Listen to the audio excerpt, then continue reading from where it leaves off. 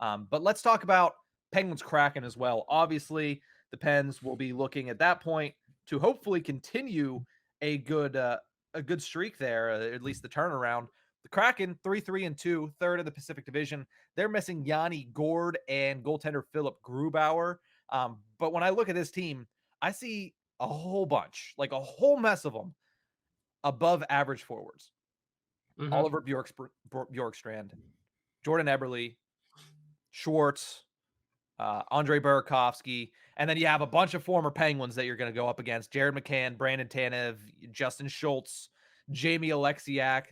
It's a team of a lot of players that are better than average, and that might bode well for the Seattle Kraken this year in a Pacific Division that's not going to be easy to win in. I think they're missing stars, but it doesn't mean that they don't have them, because somebody else that I'm excited to watch on Saturday night is going to be Matty Beniers and Shane Wright. They're both electrifying young talents that could be cornerstones for the Kraken if they come to their full potential. So it'll be an interesting game there. I think that's going to be obviously a tougher game than the completely defeated Vancouver Canucks. But I also have a win for the Penguins. I actually predict an overtime victory, 4-3 for the Pittsburgh Penguins. What a weird team. You look at this lineup and you're right. It is names. It is a bunch of names.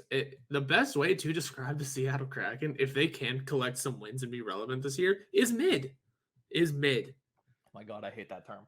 Oh, I love it. They just look mid, bro. It's Jared McCann's your top goal scorer and your top point getter. Oh boy, listen, that is about as mid as it gets.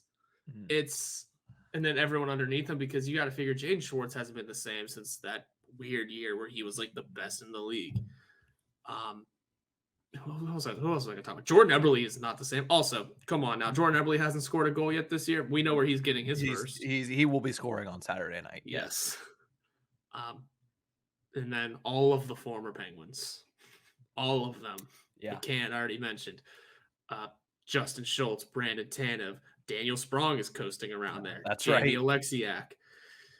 Man, it's all of the former Penguins, and they are all not the greatest. So I would say the Penguins win as well, especially if Martin Jones is in net. Man, is it fun beating up on him, but he can also steal a game against us just because Martin Jones likes to make me angry. I think we can easily pick up another win because it is still a Seattle team that needs to grow past their growing pains, because they had a ton of them last year. Like, they weren't even a relevant team last year. They had a lot of injuries too. Yeah, it was the year they had last year was the year the Knights were supposed to have their first year. They were supposed to be god awful. The Seattle Kraken actually were. And nothing against that. That's kind of what you're supposed to do, build your team up from the ground up. And you mentioned Matty Beniers is a great way to do that. So they're going to get past their growing pains eventually. Maybe even mid-season they find some sort of stride this year. But you got another early season Penguins win just because reasons of this team is mid.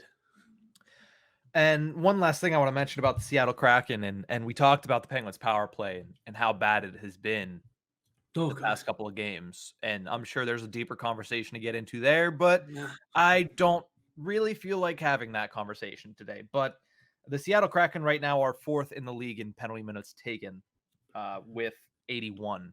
So you're going to get an opportunity or two on Saturday night. Against this team, you need to take it. You need to be able to convert on those opportunities. I mean, obviously, in any game, special teams, goaltending, those are the two things that we understand get you consistent positive results in this league. But when the Penguins power play has been as basically inept as it has the past couple of games, they're going to need to take advantage against a team that takes a lot of penalties in the Seattle Kraken. I mean, 81 penalty minutes in, was it 8 games? They average 10 penalty minutes a game. That's 5 penalties. You're going to get an opportunity or two.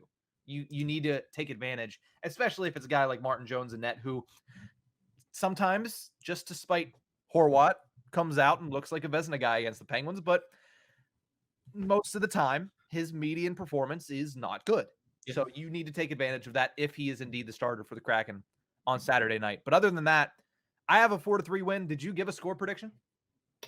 Man, I did not. But I'll go 5-1. I don't know, this mid, and I bet it's Jordan Eberle with the lone goal, and I bet he scores first. Yeah, he opens up the scoring, and the Penguins roar back.